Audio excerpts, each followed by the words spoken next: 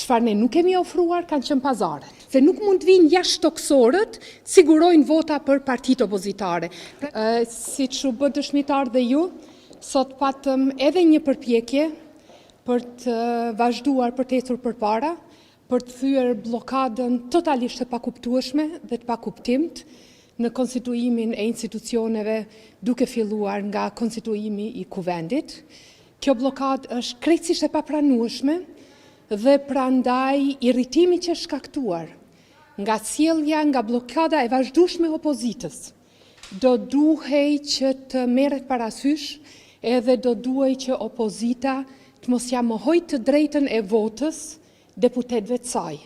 Për mua është i pakuptueshëm ky hezitim për të votuar me votë të fshehtë, i cili e shpërfaq mosbesimin që drejtuesit e opozitës, partive opozitare e kanë ndaj deputetëve të tyre.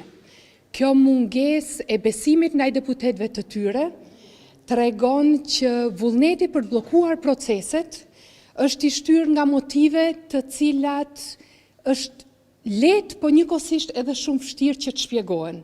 Unë nuk e di se çka imagjinon opozita në ditët e saj të mira se si mund të dalim nga kjo situatë, mirë po përpjekja për të shfrytzuar votën e fshehtë është edhe një përpjekje tjetër me shpresën që do ta tejkalojmë këtë fazë.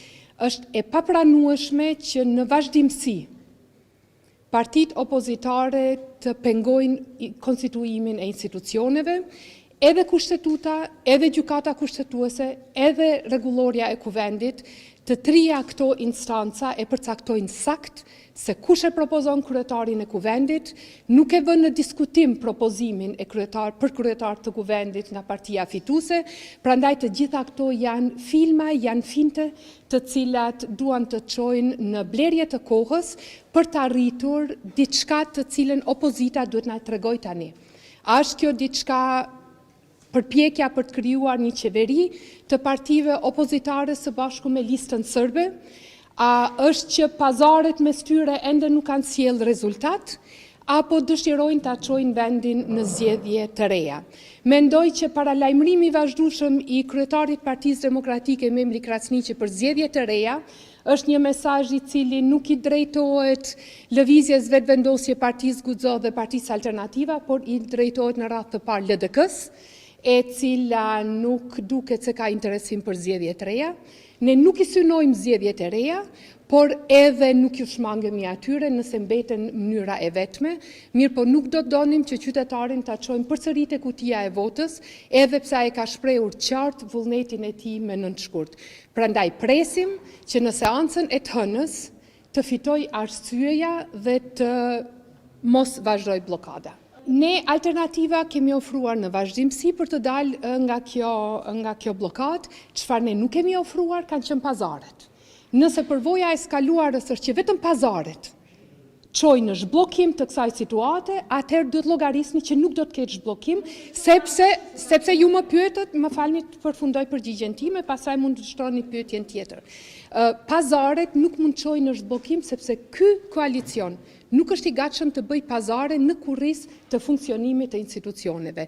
Alternativa kemi ofruar alternativën që të shkojmë me zgjedhje me votim të fshehtë, kemi ofruar alternativën që tulemi dhe të diskutojmë, të bëjmë një marrëveshje me partitë opozitare, mirë po, nga disa prej partive është refuzuar madje edhe biseda, kështu që ne nuk mund t'i detyrojmë me zor kryetarët e partive opozitare që të vinë në tavolinë, as nuk mund t'i detyrojmë me zor që të votojmë, por duhet që në kuptim të vendimi gjykatës kushtetuese, edhe të rekomandimit të presidentes për të bërë gjithçka për ta zhbllokuar situatën, duhet të gjejmë mënyrat. Propozimi i takon partisë fituese, partia fituese e ka propozimin e saj dhe prandaj ky arsyetimi që nuk ju pëlqen propozimi është një arsyetim i cili nuk pin ujë. Tani çështja e komenteve nuk kanë komentuar juristët, kanë komentuar ata që komentojnë gjithmonë. Opinionistët dhe ata që komentojnë gjithmonë. Nëse opozita mendon që votimi i fshehtë në këtë fazë është shkelje kushtetutës, ta kalojmë këtë fazë, ta zhbllokojmë procesin, let na çojnë në gjykatë kushtetuese edhe let konfirmohet a është apo nuk është. Unë jam shumë e sigurt që sikur opozita vërtet të mos e përdorte vetëm si pretekst, po vërtet të besonte që kjo është një shkelje e kushtetutës, opozita ne do të na linte ta bëjmë këtë shkelje të kushtetutës me qëllim që gjykata kushtetuese me na erxu këtë vendim. Nuk ka absolutisht asnjë arsyetim ligjor për bojkotimin e votimit për këtë komision, i cili do t'i hapte rrugën votës së fshehtë.